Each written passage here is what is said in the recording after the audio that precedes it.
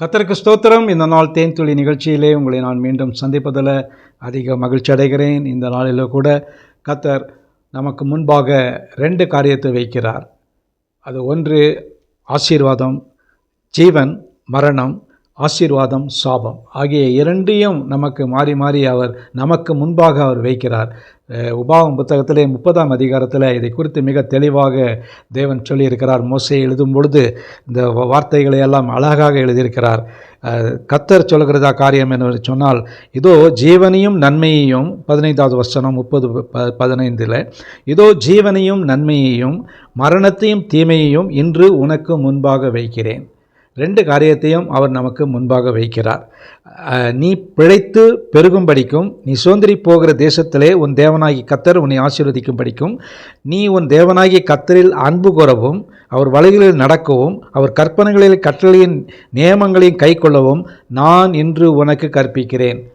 இந்த நாளில் அந்த புதிய வருடத்தில் அவர் நமக்கு சில காரியங்களை கற்பிக்கிறார். அந்த கற்பிக்கிற காரியங்களெல்லாம் பார்க்கும் பொழுது அவர் நம்மை ஆசீர்வதிப்பதற்காகவே பல காரியங்களை நமக்கு கற்றுக் கொடுக்கிறார்.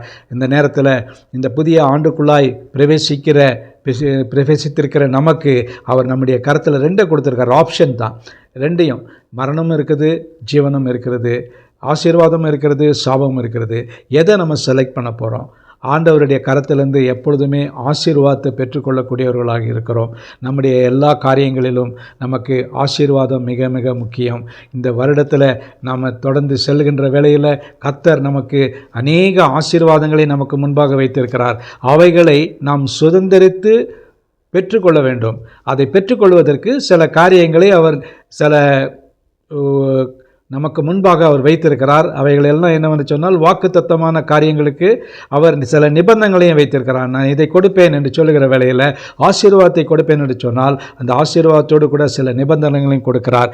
அவைகளை அவர் வழியில் நடக்கவும், அவர்களே அன்பு கூறவும், அவருடைய கற்பனைகளை கட்டளைகளையும் நியமங்களையும் கைக்கொள்ளவும் அவர் நமக்கு கற்றுக் கொடுக்கிற தேவனாக இருக்கிறார்.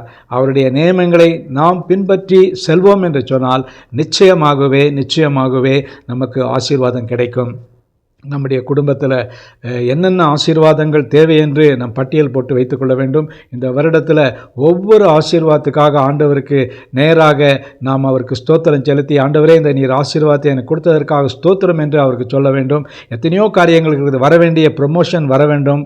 நமக்கு வீடுக்கு கட்ட முடியாமல் நடுவில் நின்று போய் இருக்கலாம்.